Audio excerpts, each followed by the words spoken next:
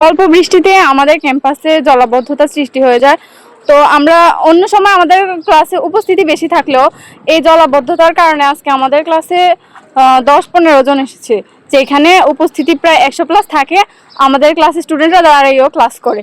এই জলাবদ্ধতা প্রত্যেক বছর এগুলো নিয়ে কথা বললেও কোনো সমাধান হচ্ছে না। এখানে গর্ত আছে, আমরা গর্ততে পড়ে যাচ্ছি।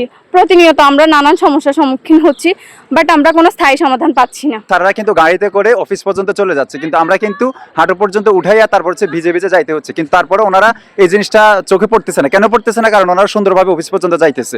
জীবন অবাক না করলে কে করবে? 28% মিল্ক ফ্যাটের অবাক করার সাথে ফ্রেশ মিল্ক পাউডার। জীবন অবাক করুক প্রতিদিন। কিন্তু যিনি প্রশাসনে বা এখানে দায়িত্বে আছে তিনি যদি না বুঝে, তাহলে আমাকে ওনারকে জ্ঞান দেওয়ার মতো আমার অবস্থা নাই। এই জলাবদ্ধতা শুধু আজকের না, অনেক দিন ধরেই, কিন্তু এগুলা আসলে কেউ দেখার নাই। আমাদের ড্রেন ব্যবস্থা নাই, পানি নিষ্কাশনের কোনো ব্যবস্থা নাই, যার ফলে আমরা প্রতিনিয়ত প্রত্যেক বছরে অনেক সমস্যার সম্মুখীন হচ্ছে। বিশেষ করে এডমিশন টেস্টগুলোতে কেউ শান্তিপূর্ণভাবে ক্লাস করতে পারতেছে না। অনেকেই কষ্ট করে আসছে। পানিতে অনেকের অ্যালার্জি আছে বা পানির কারণে অনেক সমস্যাই হয়। প্রতিনিয়ত আমরা নানান সমস্যার সম্মুখীন হচ্ছি, বাট আমরা কোনো স্থায়ী সমাধান পাচ্ছি না। জীবন অবাক না করলে কে করবে? 28% মিল্ক ফ্যাটের অবাক করার সাথে ফ্রেশ মিল্ক পাউডার। জীবন অবাক করুক প্রতিদিন।